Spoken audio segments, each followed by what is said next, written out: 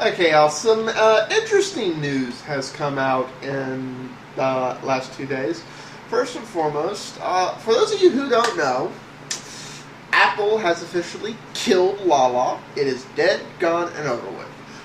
Which means anybody who listened to Apple fanboys who were suddenly pro LaLa when Apple bought it and said, hey, it's this great thing, go check it out, go give it money, go buy it, basically got screwed. Because here is what's happening with LaLa. It's being dismantled, it's being turned off. As of the end of this month, the 31st, nothing's going to work. It's like all your subscription, all your things, all stuff, they're not going to work.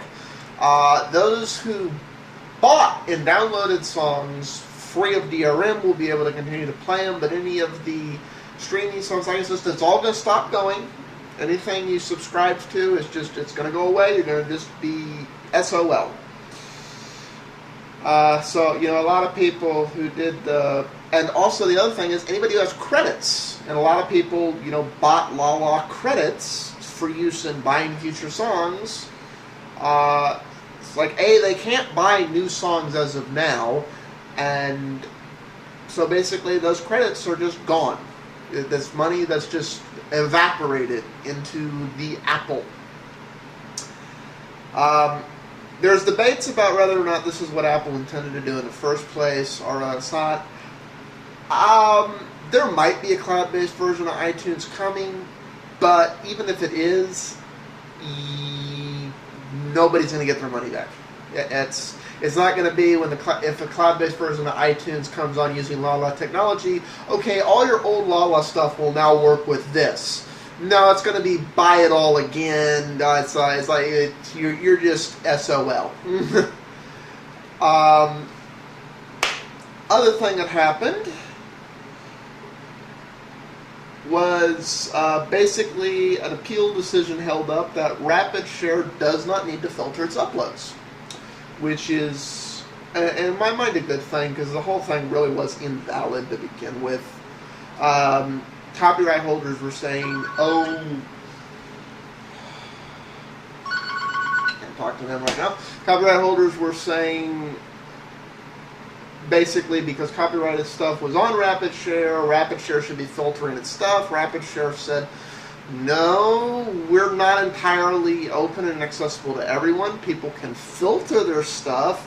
Therefore, people can put copyrighted stuff up there and still observe the fair use limitations or only distribute it to other people who have valid reasons to it and so forth. And much to my surprise, the courts actually agreed with that argument. So, kudos to them and everyone else in that. Another thing, Apple did sell their millionth iPad. Apple has sold over 1 million iPads. Now, what I would be more interested in is the number of unique people buying iPads. And the people, and I want to see how this trend's going to sound. In 6 months, we'll have a better idea of what this number really means. Because you can argue about 600,000, a little over half of that million is people buying the thing sight unseen. And when people talk about it's just all Apple fanboys, that's what they're talking about. They didn't actually touch the thing and play with it. Now, you can make the argument because the thing just is an overgrown iPad 3 in its current form. People knew what they were getting, and that is a perfectly valid argument. The truth is, we really don't know yet. What I'm more interested in this statistic is it doesn't say how many unique buyers. Because, we have some people who bought more than 8 of these things, and they're very adamant about it.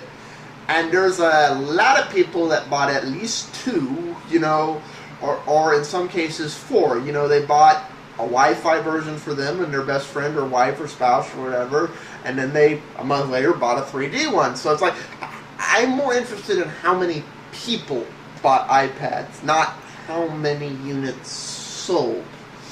Because in the grand scheme of things, 1 million really is a small number, and it's not like this was a completely unvetted market.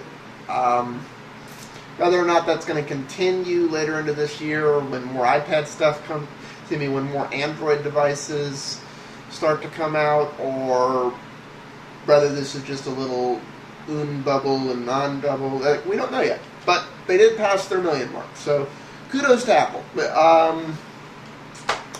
Next story, and I'm all for competition, but I kind of agree with this. RIM's BlackBerry tablet will be dead on arrival, and I tend to agree with that in the grand scheme of things. It's not that I don't think BlackBerry doesn't make a good product. It's that overall BlackBerry is a very corporate product. It's a very limiting product. And there really is too much competition from the other players in this arena. Arguably the big boy right now is Apple with OS 3, soon to be OS 4. And obviously the most direct competition to that is Android. And with HP buying Palm, depending how that goes, there could easily be a third big container, simply because if executed correctly, but we'll see 2 years from now if HP has just given up on that, or if HP actually follows through for once. But, you know, there's a reason for WebOS to be in this, and that it's another good competitor with an entirely different business model. Android obviously is the largely open alternative, and there's even a reason for Apple to be in this space with their completely closed, we're going to hold your hand through it, grandma approach.